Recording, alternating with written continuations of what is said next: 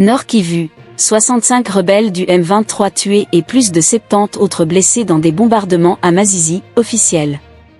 Au moins 65 rebelles du M23 ont été tués lors des bombardements de la force conjointe FARC-SAMIDRK, dans le territoire de Masisi, Nord Kivu, le week-end dernier. La nouvelle est contenue dans une note d'information relayée à la presse au Nord Kivu, ce lundi 3 juin 2024. Outre les morts, plusieurs blessés ont été déplorés du côté des rebelles, indique cette note de la coalition FARC-SAMIDRK. Jusqu'à présent, il y a 65 morts dont un lieutenant-colonel des forces spéciales RDF. Aussi, 75 blessés, c'est le bilan provisoire des bombardements de 2 jours, le jeudi et vendredi dernier, note le sous-lieutenant Regan Kalonji, chargé information publique dans les opérations conjointes FARC-SAMIDRK.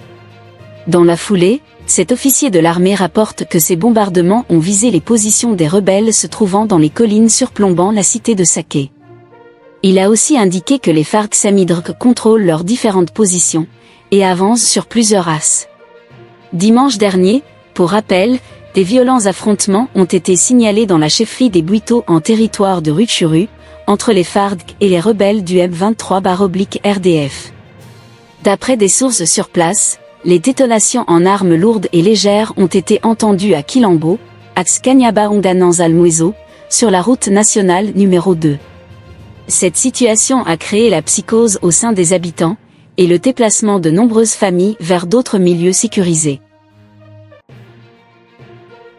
Reconduction de Didier Budimbu au gouvernement Sumawa. Pour le SG de l'AVC, la qualification des léopards au prochain mondial fait partie des défis. Le parti politique Autre Vision du Congo, AVC, a, dans un message ce lundi 3 juin 2024, portant la signature de son secrétaire général Magloire Kazongo, adressé ses remerciements au président Tshisekedi pour la reconduction de Didier Budimbu au gouvernement, le plaçant à la tête du ministère des Sports et Loisirs. Pour l'AVC, la nomination de Didier Budimbu au gouvernement Sumawa est une preuve de confiance du chef de l'État, qui a reconnu ses loyaux services rendus en fidèle serviteur au ministère des Hydrocarbures. De ce fait, réitérant son soutien au président Tshisekedi, l'AVC s'engage à accompagner le gouvernement pour la réussite du second mandat du chef de l'État.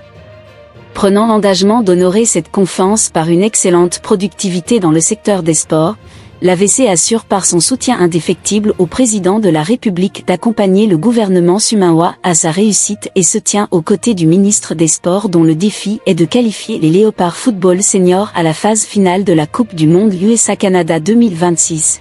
Promouvoir et reformer toutes les disciplines sportives, réorganiser la LINAFU, les PEFQUIN et tous les championnats locaux, enfin construire, réhabiliter et moderniser les infrastructures sportives sur l'étendue du territoire national en perspective de l'organisation de la CAN dans notre pays, lit-on dans le message.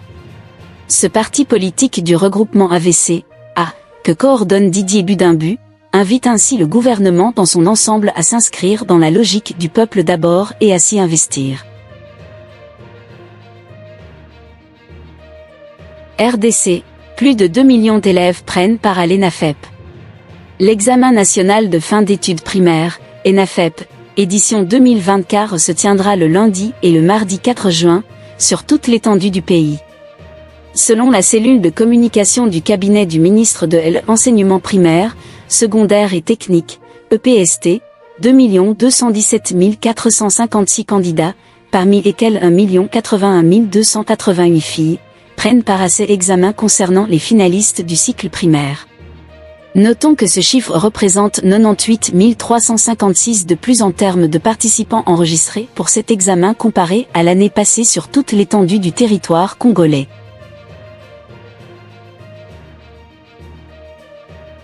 Remplacer la CENI par une structure internationale, Mungomba soulève une contradiction notoire dans la proposition de Matata.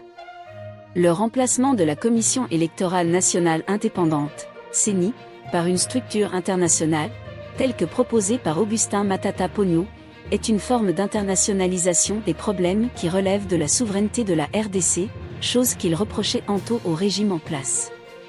Le secrétaire général du parti Nouvel Élan, Blanchard Mungomba, qui l'a relevé ce lundi 3 juin 2024 dans une interview accordée à la presse, rappelle que la souveraineté de la RDC ne doit jamais faire l'objet d'une quelconque négociation.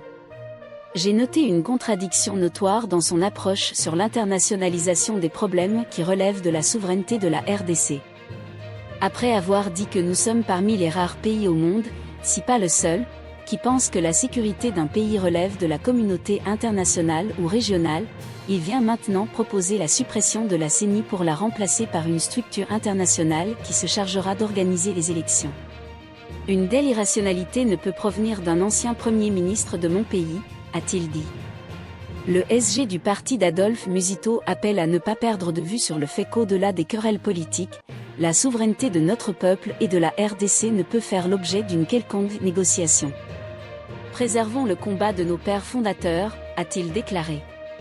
Lors de la clôture samedi dernier du conclave de 3 jours de son parti LGD, Matata Ponyo a appelé à la suppression totale et immédiate de la CENI et à son remplacement par une institution internationale indépendante spécialisée pour une organisation crédible des prochaines élections.